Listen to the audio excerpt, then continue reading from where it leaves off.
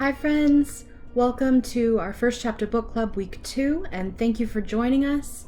I'm super excited to read our book this week, which is Bridge to Terabithia by Katherine Patterson.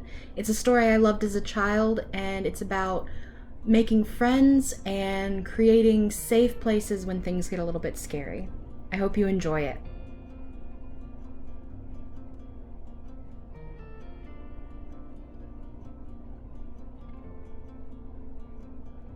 Chapter 1. Jesse Oliver Aarons, Jr.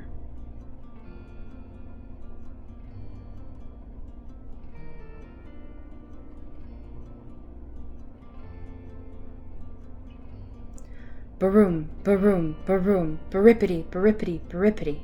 Good. His dad had the pickup going. He could get up now. Jess slid out of bed and into his overalls.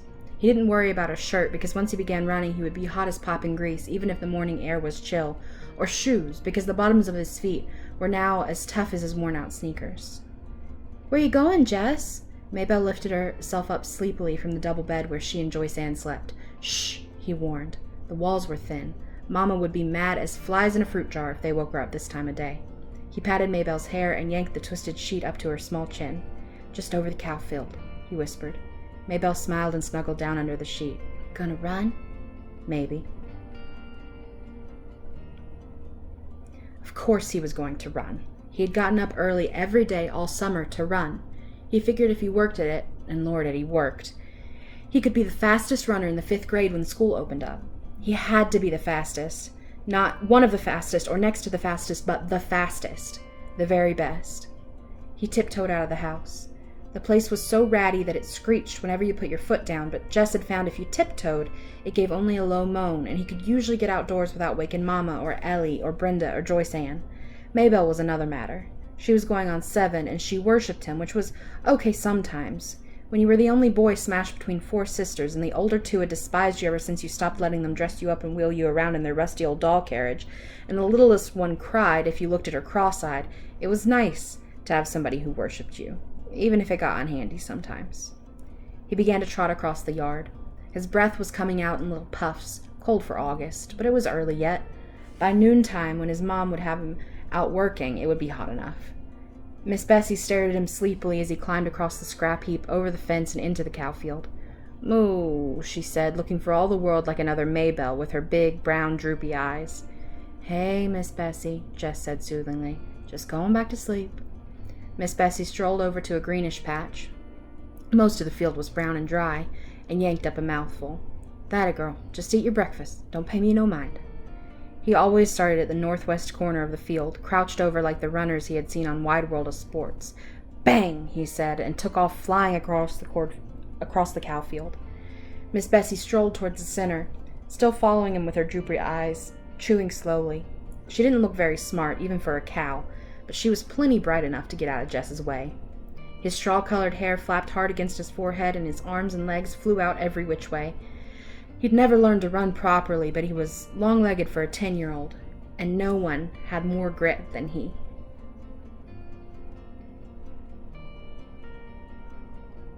Lark Creek Elementary was short on everything, especially athletic equipment, so all the balls went to the upper grades at recess time after lunch.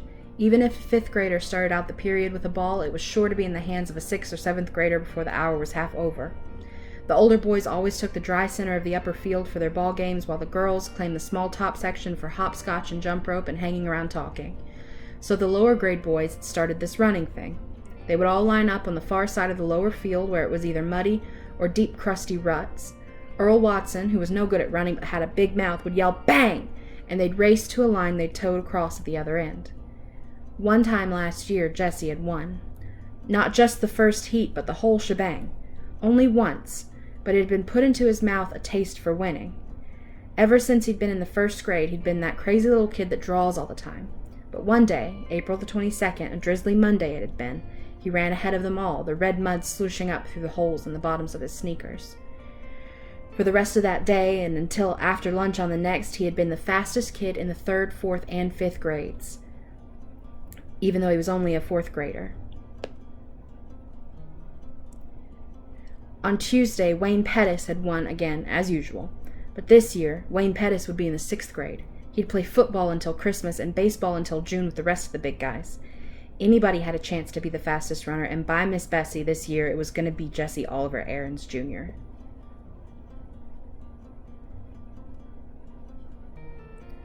Jess pumped his arms harder and bent his head for the distant fence. He could hear the third-grade boys screaming him on. They would follow him around like a country music star, and Maybelle would pop her buttons. Her brother was the fastest, the best. That ought to give the rest of the first grade something to chew their cuds on. Even his dad would be proud. Jess rounded the corner. He couldn't keep going quite so fast, but he continued running for a while. It would build him up. Maybelle would tell Daddy, so it wouldn't look as though he, Jess, was a bragger.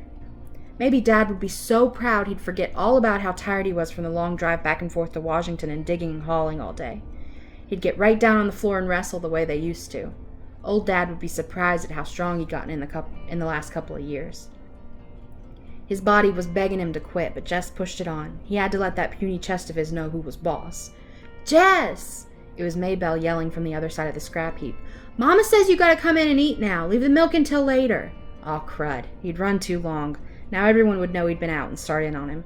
"Yeah, okay." He turned, still running, and headed for the scrap heap. Without breaking his rhythm, he climbed over the fence, scrambled across the scrap heap, thumped Maybelle on the head, "Ow!" and trotted onto the house. "Well, look at the big Olympic star," said Ellie, banging 2 cups onto the table so the strong black coffee sloshed out. "Sweating like a knock-kneed mule." Jess pushed his damp hair out of his face and plunked down on the wooden bench. He dumped 2 spoonfuls of sugar into his cup and slurped to keep the hot coffee from scalding his mouth. "Ooh, Mama, he stinks!" Brenda pinched her nose with her pinky crooked delicately. "Make him wash." "Get over here to the sink and wash yourself," his mother said without raising her eyes from the stove. "And step on it. These grits are scorching the bottom of the pan already." "Mama, not again," Brenda whined. Lord, he was tired. There wasn't a muscle in his body that didn't ache. "You heard what Mama said," Ellie yelled at his back. "I can't stand it, Mama," Brenda said again. "Make him get his smelly self off this bench." Jess put his cheek down on the bare wood of the tabletop. "Jesse!" His mother was looking now. "And put on a shirt." "Yes'm." He dragged himself to the sink. The water he nipped on his face and up his arms pricked like ice. His hot skin crawled under the cold drops. Maybelle was standing in the kitchen, watching him. "Give me a shirt, Maybelle." She looked as if her mouth was set to say no, but instead she said, "You should not have beat me in the head," and went off obediently to fetch his shirt. Good old Maybelle. Joyce Ann would have been screaming from just that little tap. 4-year-olds were a pure pain. "I got plenty of chores needs doing around here this morning," his mother announced as they were finishing the grits and red gravy. His mother was from Georgia and still cooked like it.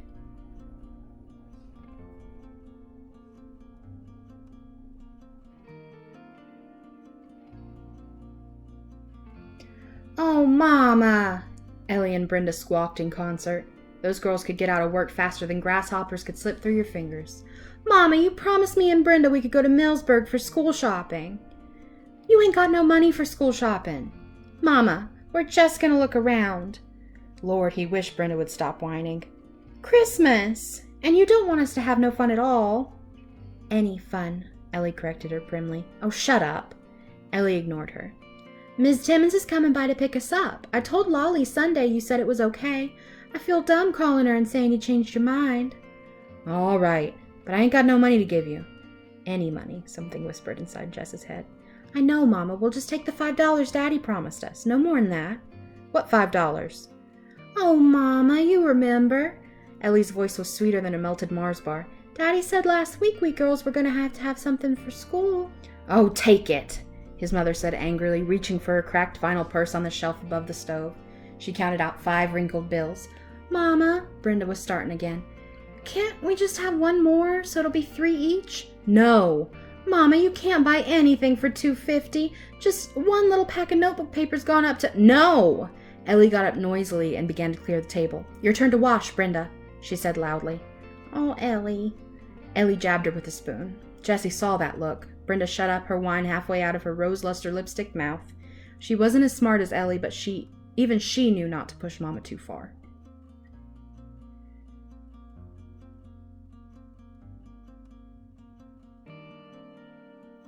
Which left Jess to do the work as usual. Mama never sent the babies out to help, although if he worked it right, he could usually get Maybelle to do something. He put his head down on the table. The running had done him in this morning. Through his top ear came the sound of the Timmonses' old Buick, once Ole, his dad would say, and the happy buzz of voices outside the screen door as Ellie and Brenda squashed in among the 7 Timmonses. "All right, Jesse, get your lazy self off that bench. Miss Bessie's bag is probably dragging the ground by now, and you still got beans to pick." Lazy. He was the lazy one. He gave his poor dead weight of a head 1 minute more on the tabletop. "Jesse!" "Okay, Mama, I'm going." It was Maybelle who came to tell him in the bean patch that people were moving into the old Perkins place down on the next farm. Jesse wiped his hair out of his eyes and squinted. Sure enough, a U-Haul was parked right by the door. One of those big, jointed ones. These people had a lot of junk. They wouldn't last. The Perkins place was one of those ratty old country houses you moved into because you had no decent place to go and moved out of as soon as you could. He thought later how peculiar it was that here was probably the biggest thing in his life, and he had just shrugged it off as if it was nothing. The flies were buzzing around his sweating face and shoulders. He dropped the beans into the bucket and swatted with both hands. "Give me my shirt, Maybelle." The flies were more important than any U-Haul. Maybelle jogged to the end of the row and picked up his t-shirt from where it had been discarded earlier. She walked back holding it with 2 fingers way out in front of her. "Ooh, it stinks," she said, just as Brenda would have. "Shut up," he said, and grabbed the shirt away from her.